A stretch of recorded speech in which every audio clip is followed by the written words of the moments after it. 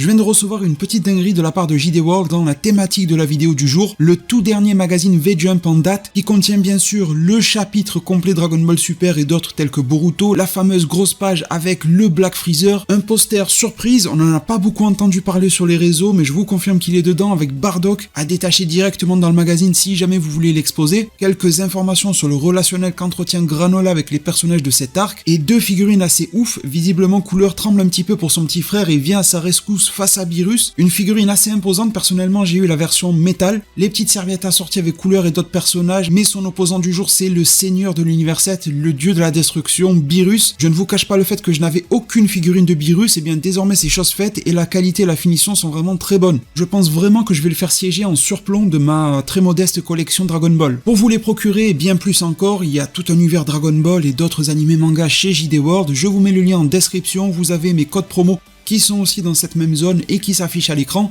N'hésitez pas à les utiliser, ça fait toujours du bien. Un grand merci à vous et également à JD World. Salut les devins, c'est Saikyo. Comme vous le savez, je ne suis pas très coutumier des débats de puissance sur ma chaîne YouTube et de manière générale, en particulier lorsqu'il concerne Dragon Ball. Mais que cela nous plaise ou non, l'arc Granola nous y a contraints. On a transité de la thématique principale qui était Granola le survivant à la multiplication des plus puissants de l'univers à chaque coin de rue. Et le dernier chapitre en date, clôturant l'arc Granola lui-même, le numéro 87, ne déroge absolument pas à la règle vu qu'il nous apporte non pas un, mais deux nouveaux, plus puissants guerriers de l'univers, Freezer, et plus précisément Black Freezer, et un nouveau potentiel guerrier inconnu évoqué par Whis. Si le sujet vous plaît, on pourra traiter de son identité plus tard dans une autre vidéo, mais aujourd'hui j'aimerais m'attarder sur la puissance de Black Freezer, et plus précisément la rapporter à celle de Beerus. Il a vaincu Goku Vrai Ultra Instinct et Vegeta Ultra Ego combinés, et je vous rappelle que ces deux venaient de recevoir des soins de la part de Monaito et que les coups qui venaient de leur être portés par Gas étaient lourds mais pas très handicapants, vu le peu reçu en nombre, et c'est donc une victoire incontestable sur les deux Saiyans pour Black Freezer, dans un temps en plus record. Freezer a obtenu ce power-up en trouvant une salle de l'esprit du temps. Je commencerai d'ailleurs cette vidéo avec un gros rappel, ces salles sont actuellement au nombre de 2 dans Dragon Ball, et elles n'ont absolument pas la même distorsion du temps. Les caractéristiques et les propriétés de la salle de l'esprit du temps sur Terre gardée par Dende sont bien connues. Changement de la gravité, températures extrêmes, mais également sa distorsion temporelle. On sait que un jour à l'intérieur, en temps terrien, équivaut à 1 an à l'intérieur de la chambre. Mais la nouvelle salle de l'esprit du temps à l'intérieur de la pyramide est nettement moins efficace, étant donné que 1 jour à l'extérieur équivaut à 3 jours dans la salle. Alors même si l'on sait que Freezer a pu baigner 10 ans dans une salle de l'esprit du temps, on ne sait pas réellement combien de temps il y a passé à l'extérieur, car on ne sait pas dans quelle salle il a pu séjourner, et on ne sait même pas d'ailleurs si c'est la même que celle utilisée par Beerus et Goku dans l'arc précédent. On ne sait pas non plus s'il a eu un partenaire d'entraînement ou non. Certains théorisent sur Couleur, qui pourrait être canonisé prochainement, ou alors pourquoi pas l'avènement de son fils qu'il aurait pondu par exemple dans la salle de l'esprit du temps pour pouvoir l'amener rapidement à maturité vu que 10 ans s'y sont écoulés. Enfin bref, dites-moi en commentaire votre avis à ce sujet et pourquoi pas aussi si une vidéo vous intéresse. En tout cas, j'aimerais réitérer ce que j'ai dit dans la review du chapitre 87 de Dragon Ball Super qui était très centré sur Black Freezer. Je ne pense pas qu'il faille faire des équivalences en se disant que Freezer est passé de sa forme finale un petit peu ramollie au Golden en 4 mois, alors imaginez ce qu'il a fait de ouf en 10 ans. Alors oui, son entraînement est réussi, il a un potentiel démentiel, mais il m'apparaît comme évident que son évolution n'est pas linéaire et encore moins exponentielle. Ce qui veut dire que même si Freezer continue d'évoluer, forcément, sa marge d'évolution se restreint et donc la vitesse à laquelle il évolue raccourci également. Personnellement, je vous le disais déjà, je le perçois plutôt comme un rattrapage de potentiel pour un personnage qui avait pour tradition de s'appuyer sur ses acquis jusqu'au Golden, mais par contre, en matière de maîtrise, dans le chapitre numéro 87 de Dragon Ball Super, j'ai trouvé Freezer assez surprenant. Il m'a donné l'impression d'avoir appris de ses erreurs, de revenir avec une forme qu'il maîtrise totalement, qu'il utilise à bon escient. Il ne gaspille aucune goutte de ki superficielle et sa transformation, ou même annulation de transformation, se fait en l'espace d'une microseconde. Il n'a pas besoin de forcer outre mesure, de réaliser des cris gigantesques, de faire trembler la Terre ou la planète sur laquelle il se trouve. C'est un pouvoir dans lequel il peut puiser très rapidement, à volonté. Alors cela est bien sûr ma perception, et un abonné était venu me répondre que c'était peut-être l'inverse. Si Freezer utilise sa transformation si peu de temps et l'annule très vite, c'est peut-être car il est conscient du fait qu'il la maîtrise pas assez et qu'il préfère alors l'économiser. C'est une vision qui, je trouve, se tient sur ses deux jambes, Mais dans ce cas-là, sans faire de mauvaise foi, j'aurais quand même tendance à dire que Freezer se maîtrise malgré tout mieux, stratégiquement, intellectuellement, car au moins, contrairement au Golden qui laissait activer H24 et qui commençait réellement à l'épuiser, en procédant ainsi avec le Black, il a au moins réfléchi et appris de ses erreurs pour moins dilapider du ki. En tout cas, une fois cet état des lieux de Black Freezer fait, il est temps de l'adosser au gros morceau de l'œuvre Dragon Ball Super, qui n'est d'ailleurs pas la plus grosse montagne à franchir, mais c'est un sommet que l'on atteint et ne dépasse jamais pour le moment, à savoir le Akaishin, dieu de la destruction de l'univers 7 en personne, répondant au nom de Beerus. De ma propre analyse, et je vais vous la détailler, je vais vous la révéler dans un instant et je ne peux que vous inviter à écouter son détail avant d'être d'accord ou en désaccord avec moi, mais de mon propre regard, Beerus reste nettement supérieur à Black Freezer. Et je vais commencer tout d'abord par déconstruire les idées reçues autour de Beerus. Commençons par le tout début, Battle of Gods, les fameuses 70% de Beerus. Soi-disant, on entend partout qu'il était à 70% de sa puissance lorsqu'il se battait face à Goku SSJ God. Lorsque Goku n'arrête plus d'évoluer au travers des arcs, on ne comprend pas comment Beerus fait pour continuer de rester supérieur alors qu'il ne bouge pas le petit doigt et qui fait que bouffer des glaces. Eh bien, c'est très simple, ces 70% de Beerus ne concernaient selon Whis que l'énorme boule de ki que Beerus enverra sur Son Goku à la toute fin du combat. Et ça ne concernera absolument pas les autres projections d'énergie, et encore moins le corps à corps. Je précise d'ailleurs que cette phrase était dite dans un autre contexte, Dragon Ballesque, ce qui va m'amener au deuxième point. Un contexte dans lequel Dragon Ball Super devait durer beaucoup moins de temps que prévu. À la base, Dragon Ball Super, je le précise, était une série animée qui devait durer 100 épisodes. Je vous rappelle que Dragon Ball Super en est quand même à 131 épisodes animés qui ont été poursuivis par le manga qui en est à son 87e chapitre et qui nous promet un nouvel arc pour bientôt et qui ajoute aussi à son escarcelle 2 films. Ce qui m'amène à discuter donc de cette fameuse échelle d'Akira Toriyama dont il nous avait fait part à l'époque de l'arc Goku Black.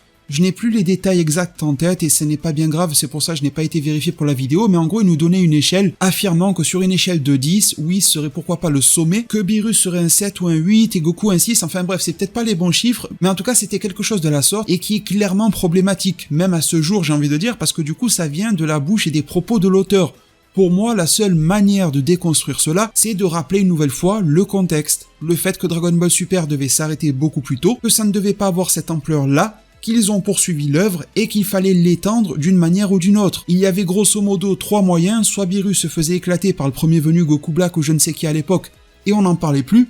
Deuxièmement, on continue de faire évoluer Beerus comme c'est le cas, ou bien on apportait pourquoi pas un remplaçant à Beerus, ou une nouvelle forme, transformation, entraînement à Beerus. En tout cas, c'est pour moi le point le plus complexe à démêler aujourd'hui, mais je remarque que peu de monde se base sur celui-ci. J'entends très souvent l'argument des 70%, mais très peu celui-là. Également, l'anime Dragon Ball Super a apporté pas mal d'inepties. Parfois débile, parfois classe. Pour le premier aspect, c'était notamment Beerus qui avait peur de Son Goku et SSJ Blue Kaioken. On sait désormais que c'est vraiment du bas de gamme pour lui. Et dans la deuxième catégorie, un petit peu plus épique et mémorable, les fameux Akaishin qui s'étaient levés face à l'Ultra Instinct de Son Goku. Alors déjà, je pense qu'il faut pas avoir de soucis d'interprétation. Ce n'est pas parce qu'ils se sont levés qu'ils l'ont acclamé car ils les auraient dépassés. Rien que le fait d'atteindre une technique que eux n'arrivent pas ou que très partiellement à utiliser, Beerus a l'Ultra Instinct partiellement, je le rappelle, c'est pour moi un exploit qu'il faut saluer, peu importe si l'on dépasse ou pas ce mortel-là. Mais je rappellerai surtout que dans le manga, beaucoup plus chapeauté par Akira Toriyama, cette scène n'existe pas. Aussi bien celle de Beerus effrayé face à un Goku Blue que cette espèce d'ovation faite par les Akaishin, ça n'existe tout simplement pas. C'est donc des rajouts de la part des scénaristes de chez Toei Animation, et non pas d'Akira Toriyama. Je rappelle également que dans le film Dragon Ball Super Broly, alors qu'il y avait Gogeta et SSJ Blue face à Broly qui se déchaînait, Beerus était en train de dormir en bord de plage, en train de babysitter Bra. À la fin du combat, on remarquera qu'il avait un petit œil gardé sur celui-ci et qu'il s'est dit bon ça y est, ça s'est apaisé, je peux ronfler pleinement. Mais en gros, il était sur le qui-vive, en mode si ça dégénère un petit peu, je pourrais intervenir, mais rien de bien inquiétant pour moi. J'imagine mal un personnage inquiet de la situation rester allongé à se faire dorer la pilule en pleine plage. Dans l'arc qui suit Broly, l'arc Moro, en toute fin, nous avons Moro dans toute sa superbe, Merus, l'ange apprenti absorbé, maniant donc l'ultra instinct, Beerus se met en avant face à lui, sort de sa bulle de protection et affirme qu'il va le battre dans l'instant. Malheureusement, ce combat n'aura pas eu lieu, il aurait été coupé par un appel du Daishinkan auprès de Whis, mais en tout cas, la sérénité nouvellement affirmée de Beerus est on ne peut plus claire. Et il me semble, sans vouloir jeter d'huile sur le feu, que Moro, Merus absorbé, dépasse Broly en l'état du film Dragon Ball Super Broly. Bien sûr, Broly a un potentiel démentiel, il pourrait rattraper probablement ce niveau-là et le dépasser un jour. Mais en l'état et l'instant T du film, Moro Mérus absorbé n'aurait pu faire qu'une bouchée de Broly. Arc suivant, arrive Granola et Gas, les nouveaux plus puissants de l'univers, qui sont donc, par définition, même si je suis d'accord avec vous, les chapitres n'ont pas été très impressionnants. Visuellement, en termes de mise en scène, on n'a pas ressenti qu'ils étaient les plus puissants. Mais l'œuvre a acté cela, c'est écrit noir sur blanc, ils sont devenus les mortels, les plus puissants. Difficile de dire si Moro par définition était un mortel, vu qu'à la fin il avait absorbé Mérus, mais ça les a rendus de fait plus puissants que Broly ne l'était. D'ailleurs, déconstruisons également une idée reçue sur Broly.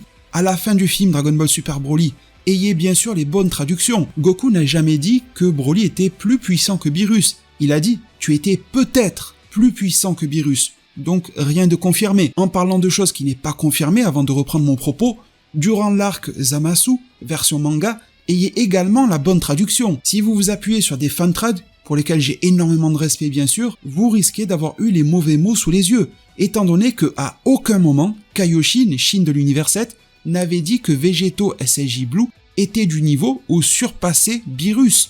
Mais lorsqu'il a vu cette fusion de l'extrême arriver, elle était tellement impressionnante que Shin s'est demandé lui-même si le niveau de Beerus était atteint ou non. Et certaines traductions, que ce soit pour Broly et pour Vegeto SSJ Blue, ont interverti les hypothèses, les questionnements avec des affirmations, et forcément ça sème le trouble. En tout cas, pour revenir sur de l'actualité, donc l'arc Granola, Granola plus puissant que Broly, Gas plus puissant que Granola, donc plus puissant que Broly par extension, encore une fois Broly à l'instant T du film Dragon Ball Super portant son nom, eh bien Beerus n'était pas inquiété par ces personnages-là, au point tel que Whis n'a même pas jugé utile de le prévenir de leur présence et de leur accession à de nouveaux pouvoirs.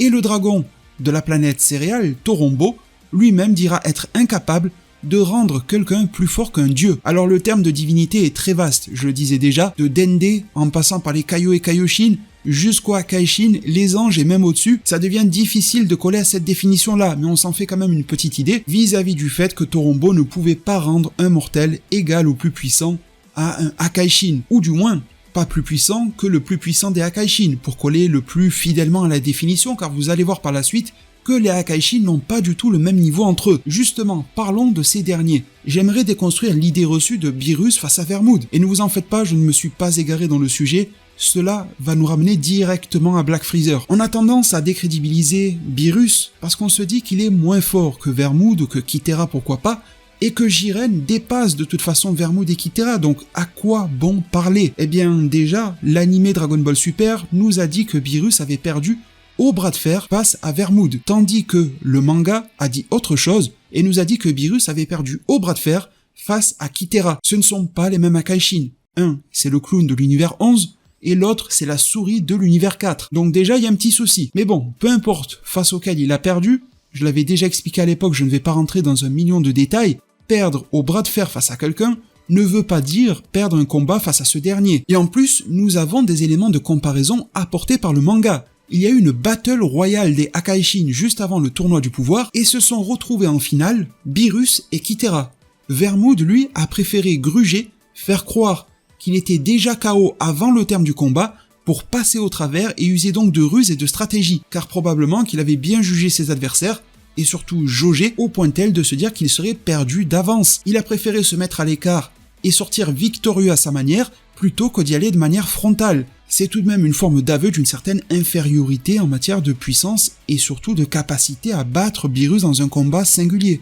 Et il faut faire attention à manier ce jeu des équivalences avec parcimonie étant donné que, oui, c'est un fait, Jiren est plus fort que Vermoud, mais aujourd'hui, en manga, animé ou film, absolument rien ne prouve, ni même en interview, que Vermoud soit égal ou surpasse Beerus. Et la fameuse Battle Royale nous indiquait même qu'il pourrait se trouver à un niveau inférieur au chat de l'univers 7. Par contre, et même si au final cette Battle Royale l'avait déjà prouvé, les Akaishin ont des niveaux très différents. Une fois le Super Saiyan Blue perfectionné atteint par Vegeta, post-arc Zamasu, Vegeta se fera one-shot par Beerus, mais il révélera au Prince Saiyan qu'il a un niveau suffisant pour être Akaishin d'un autre univers. Personnellement, je pense que Vegeta avait atteint un niveau de type Sidra, qui dans l'anime n'avait pas beaucoup brillé par ailleurs. Entre temps, il est aussi évident que Goku et Vegeta ont dépassé amplement Jiren du tournoi du pouvoir, encore une fois à l'instant T, donc ils ont par nature dépassé le niveau de Vermoud eux aussi. Mais à mon sens, pas encore celui de Beerus, probablement pas celui de Kitera, et peut-être pas encore celui d'autres Akaishin. Akaishin qui dans le film Dragon Ball Super Super Hero diront d'eux qu'ils sont toujours des êtres redoutables dont ils cherchent Goku et Vegeta perpétuellement à atteindre le niveau. Et ils les englobent tous dans le même paquet, un visuel nous sera même fourni.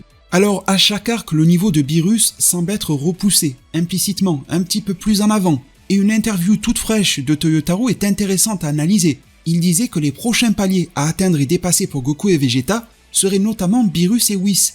Mais Toyotarou, l'auteur du manga Dragon Ball Super, disait aussi qu'il est difficile d'écrire les nouvelles évolutions des deux Saiyans. Son éditeur, Victory Uchida, tout près de lui, ajoutera également Broly en tant que palier à atteindre, mais Toyotarou préférera ne pas répondre, ne pas confirmer, sous-entendant peut-être que Broly était déjà dépassé par le vrai Ultra Instinct de Goku et l'Ultra Ego de Vegeta. En tout cas, une chose est sûre, si l'on veut continuer Dragon Ball Super encore quelques années, si en tant que scénariste, il faut se mettre de leur point de vue, on veut continuer de l'écrire, on ne peut décemment pas donner à Goku et Vegeta immédiatement le niveau de Beerus et encore moins celui d'un ange, en mettant à part bien sûr les power-ups temporaires. La solution est donc d'intercaler de nouveaux mortels, plus puissants que eux, mais moins que les supra-divinités de l'œuvre pour niveler encore plus l'échelle des puissances de Dragon Ball Super, ce qui revient dans les faits directement à apporter Black Freezer, le nouveau guerrier, évoqué par Whis en toute fin de chapitre. Et on peut aussi s'attendre à de nouveaux power-ups, pour Broly, pour Jiren, pour Toppo Akaishin,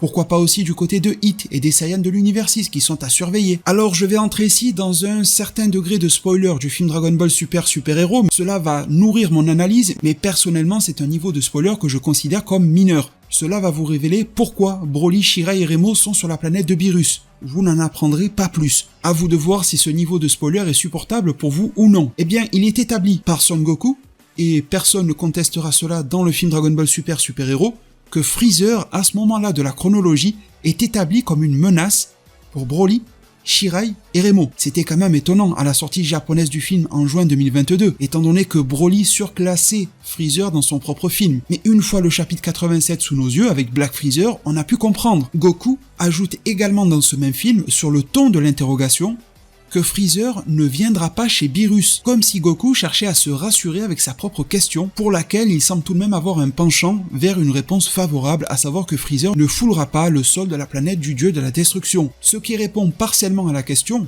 au final si Freezer ne s'aventure pas en ces lieux, c'est que Beerus est un rempart protecteur. Mais vous savez que j'aime bien la nuance et ça laisse alors planer un gros mystère sur l'entre Granola et Super Hero. C'est entre deux que le manga avec son prochain arc pourrait d'ailleurs dépeindre, avec pourquoi pas un arc Black Freezer pour faire simple. Ça serait même intelligent pour le manga, il pourrait rester chronologiquement avant le film Dragon Ball Super Super Hero, et pourquoi pas qu'en 2023, avec la nouvelle web série qui tente à se profiler autour de Dragon Ball, pourquoi pas reprendre des événements chronologiques plus proches de Super Hero ou du 28e tournoi des arts martiaux qui marquait la fin originelle de Dragon Ball. En tout cas, dans le film Dragon Ball Super Super Hero, le fils de Bardock estime que celui du roi Cold ne viendra pas chez Beerus. Reste à savoir comment interpréter cela. Ne peut-il pas s'y déplacer avec son vaisseau? Pourtant, il ne devrait pas en avoir besoin. On a vu Gas qui pouvait voler au travers de l'univers, Jiren aussi, Freezer surpassant Gas, il devrait pouvoir en faire de même, surtout que depuis l'arc Namek, malgré son niveau de puissance largement inférieur à aujourd'hui, il pouvait survivre dans l'espace, même blessé. Alors donc, si Black Freezer a les moyens personnels ou matériels de se déplacer jusqu'à chez Beerus, pourquoi ne le fait-il pas? La seule réponse me semble être le manque de puissance. La peur de devoir affronter Beerus. Et un potentiel arc Black Freezer, pourquoi pas en manga, pourrait nous développer, nous mettre en avant ce fait. Un arc dans lequel, épris de sa nouvelle surpuissance, Freezer partirait à la recherche de sa cible, tel qu'il le dit en chapitre 87, et sa cible, très probablement Broly, serait facile à trouver. Comme évoqué durant ma review du chapitre 87, le film Dragon Ball Super Broly a révélé en 2018 que l'armée de Freezer a placé un traceur sur les combinaisons de Shirai et de Remo. Kikono et Blueberry nous révélaient cela. Et donc, avant d'être chez Beerus dans le film Dragon Ball Super Super Hero, film dans lequel il nous est dit que leur arrivée est toute fraîche, vu que Beerus ne savait même pas que Broly était là. Et bien donc, Broly était dans l'univers, à vadrouiller, pourquoi pas sur Bampa, dans la galaxie ou ailleurs. Et avec le traceur placé, il était facile de les trouver et surtout de les rejoindre. L'arc Black Freezer pourrait donc se centrer sur Freezer, voulant mettre la main sur Broly, quitte à tenter de kidnapper Shirai Remo pour le faire obéir. Broly partant à la dérive, le trailer même du film Dragon Ball Super Super Hero, là ce n'est pas du spoiler, nous montre que Broly ne maîtrise pas encore ses pouvoirs. Cette fameuse dérive ferait donc exploser son ki, sa brutalité, sa capacité à tout détruire sur son passage. Celui de Black Freezer serait très élevé aussi, et serait alors donc ressenti depuis la Terre et alerterait la Z-Team sur la situation, les contraignant à se mêler. Et par ailleurs, même s'ils sont en train de s'entraîner auprès de Whis et de Beerus, pour perfectionner leur ultra instinct, leur ultra ego, ce qui me semble nécessaire à l'issue de la défaite et de l'échec qu'est l'arc Granola, eh bien ils seront tout aussi vite alertés. Whis a tendance à les alerter d'à peu près toutes les menaces qui pourraient arriver. Et considérez ce qui va suivre comme un bonus, mais à nouveau, léger spoiler du film Dragon Ball Super Super Hero, il y a quelque chose d'autre qui ne m'a pas échappé à l'intérieur de celui-ci, c'est le fait que lors du combat Goku-Vegeta, qui ça n'est pas un spoiler du tout, il a été vu dans de multiples trailers officiels. Et bien avant que celui-ci ne démarre, il a été proposé par Whis que ce soit un entraînement / combat à 3, incluant Broly. Sauf que Goku et Vegeta se sont immédiatement plaints car ils refusent que Broly se joigne à eux. Alors l'explication qui est plutôt montrée par le film, c'est le fait que Broly ne se contrôle pas. Il n'est pas dit clairement que c'est parce qu'il surpasse Vegeta ou Goku et qu'ils ont peur de lui. C'est plutôt que comme il perd tous ses moyens, il peut tout d'un coup se transformer, reprendre ses attraits un petit peu démoniaques, etc. Peut-être péter en un instant la planète de Beerus avant même que l'on puisse l'en empêcher, ce genre de choses. Encore que, j'ai envie de vous dire, oui, c'est là pour le calmer à tout moment. Mais pour rebondir avec cet entre Granola et Super Héros, il se pourrait que cette peur de Goku et Vegeta soit motivée par le fait que, entre-temps, même si Broly ne se maîtrise pas, il ait fait preuve de pouvoir encore plus grand qu'à l'époque du film Dragon Ball Super Broly, et que lui aussi ait dépassé Goku et Vegeta avec les dernières formes qu'ils avaient en date. Alors ça relève vraiment de l'infime supposition, mais ça me semblait être un bonus assez agréable à dénoter vis-à-vis du film Super Héros. À mon sens, il ne manque plus qu'une confirmation officielle que Black Freezer soit inférieur à Beerus, de par tous les éléments que j'ai évoqués durant cette vidéo-là, mais factuellement la charge revient à l'hypothétique arc Black Freezer de lever le voile sur la situation. En tout cas, Beerus m'apparaît comme un rempart de protection face à Freezer, mais il faut aussi savoir nuancer le tout, vu que Beerus peut toujours donner des ordres à Whis. L'ange de l'univers 7 est neutre, mais on sait qu'il obéit au doigt et à l'œil à son Akaishin, comme Vados d'ailleurs l'a prouvé avec Champa dans le passé et les tout débuts de Dragon Ball Super. Alors les plus ardents défenseurs de Black Freezer pourraient rétorquer que ce n'est pas réellement de Beerus dont Freezer se méfie, mais de Whis qui l'accompagne. Ça pourrait même être intéressant de voir comment Freezer ruserait pour séparer Beerus de Whis, et se permettre d'avoir un tête-à-tête avec lui au sommet. En notant en plus que Whis n'est paradoxalement pas capable de téléportation, ce qui pourrait rendre service aux auteurs si jamais il fallait séparer Beerus de son ange, et le priver donc de sa protection maximale. Mes très chers devins, nous voici arrivés au terme de cette vidéo, j'espère qu'elle aura su vous informer, vous plaire, vous divertir. Si c'est le cas, n'hésitez pas à mettre un maximum de pouces bleus, que vous soyez en accord ou non. N'hésitez pas à le faire savoir dans le respect en zone commentaire. Abonnez-vous, activez la fameuse cloche des notifications, beaucoup de contenu se prépare, il y en a eu aussi beaucoup ces derniers jours, n'hésitez pas à faire un petit tour sur la chaîne. Merci vraiment de tout cœur pour tout, prenez tous extrêmement bien soin de votre futur, et à plus pour de prochains arts divinatoires.